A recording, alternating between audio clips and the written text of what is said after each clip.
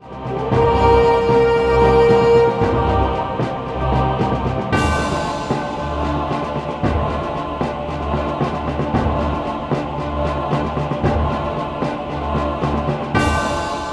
want to take you for a short walk through Illinois history.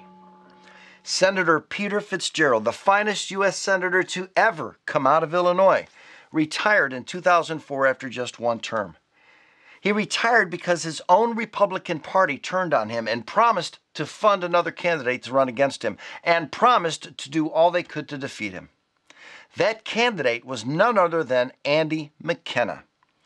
Now, why would the Illinois GOP do such a thing against an incumbent? That's because this particular senator was his own man, a true servant of the people, who based his vote on what was best for America.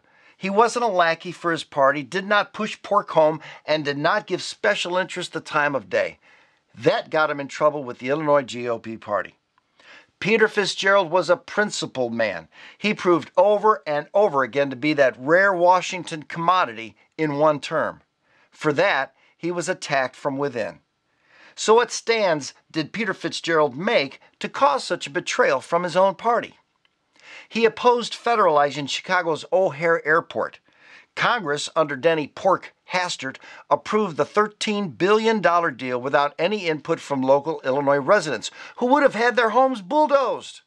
He was the only senator in the U.S. Congress to vote against the $15 billion airline bailout, even though United Airlines is based in Illinois.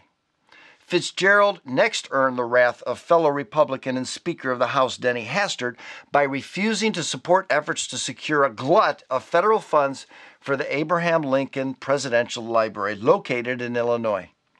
Hastert pulled rank to secure the money, and Fitzgerald criticized Hastert publicly. Fitzgerald had many run-ins with Hastert over his 6-year term.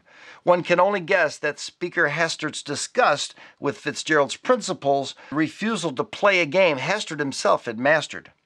Wasting taxpayer dollars on needless home district pork barrel projects. Remember, Hastert was Speaker of the House. He set the agenda.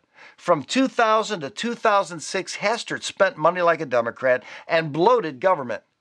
Forget the affable high school wrestling coach image. Hastert was the chief rhino in Washington.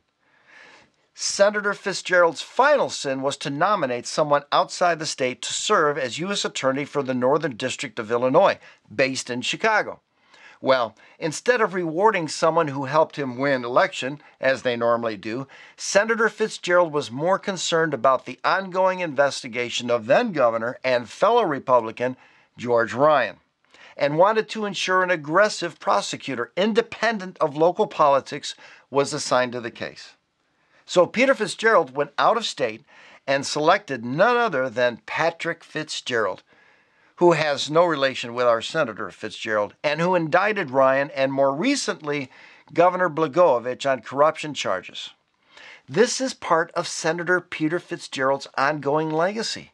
Senator Peter Fitzgerald was the greatest senator to ever come out of Illinois, and yet our own state GOP party opposed him and prevented him from running for a second term. We need a lot more Peter Fitzgeralds in our government today, and a lot more Patrick Fitzgeralds as well, if you ask me. Besides paying an overdue tribute to a great man today, I wanted to demonstrate the level of corruption our Illinois Republican Party has demonstrated over the years.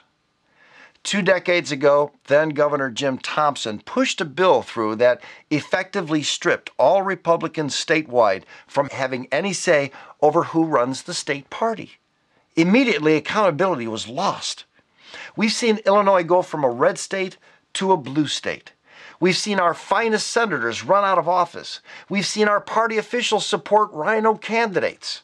We've seen the very destruction of the real Republican Party in Illinois. However, there is hope on the horizon. Another great man who has faced his own share of pressure from our state GOP, Senator Chris Lauzen, has introduced a bill in the Senate called Senate Bill 600, which would once again restore our ability as Republicans to choose who runs our party in Illinois. Accountability is coming back, folks. However, Andy McKenna opposes SB 600, as well as 18 of the 19 Central Committeemen. They are pressuring our elected officials to vote against SB 600. In fact, Andy McKenna has stated if the bill does pass, he will take it to court. Isn't that ironic? The Republican Party of Illinois using our own donations to deny us the right to vote members of the Central Committee and the General Party.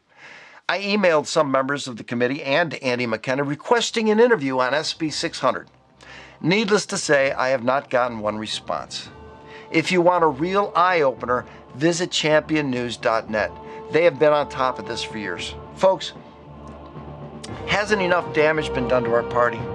Hasn't enough good people paid a huge price for standing up for true conservative principles?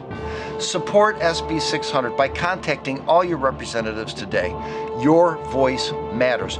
Get your rights back. Get your party back. And let's ensure what happened to Senator Peter Fitzgerald can never happen again to any upstanding patriot. It all starts by supporting SB 600.